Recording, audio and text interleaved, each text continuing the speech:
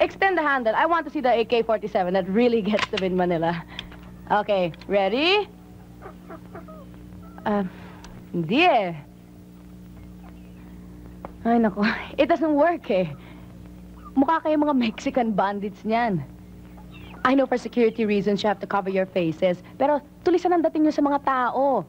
We need a face. Let's put a face. Alam mo na ng Manilans, they need someone to identify with. Eh si Kaambo, alam mo naman pari yun. Kagat-kagat yun sa mga burgis. Pero Kadyo... Alam mo po, kanina pa namin pinag-uusapan ni Carpen na kailangan ng media exposure ng ating Cordillera Front. Eh, ayaw naman kay Ter dito. Ikaw ang... kumbaga sa... pwede din naman si Kasoga. Pari din naman siya. Let's face it, Kaambo. You're more photogenic. Sige, anong gagawin ko? Komunista ka ba?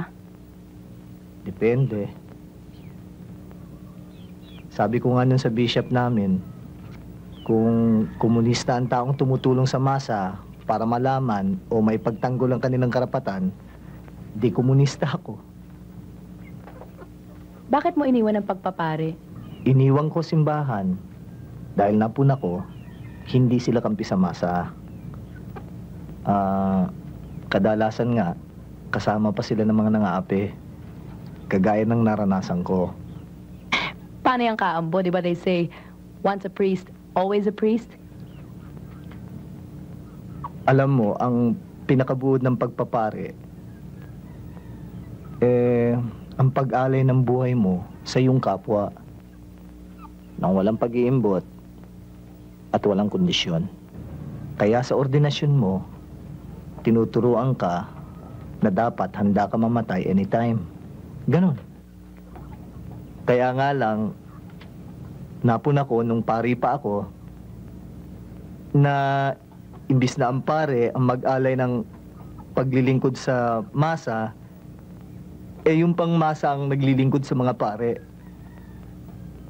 Pero dito iba. Talagang pinaglilingkuran mo masa, talagang inaalay mong buhay mo para sa kanila, at talagang pwede kang mamatay anytime. Yan ang pinakabuod ng pagkapare. Naniniwala ka ba sa Diyos? Ikaw?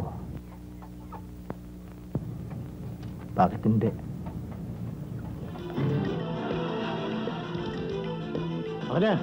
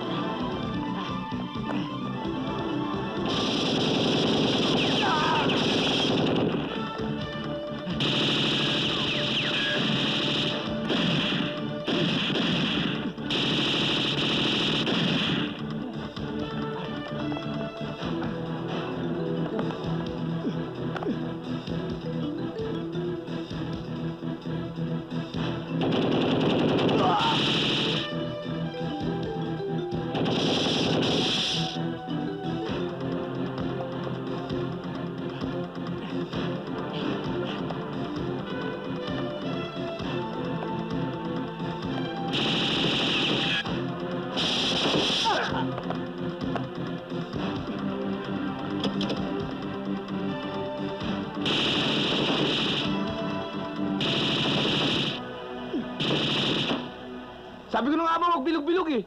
Nagmukha tuloy ako target. Pero di bale. Ay, umalis. Hoy! Bumalik kayo! Pinakaban niyo ako, tapos tatakbo rin pala kayo!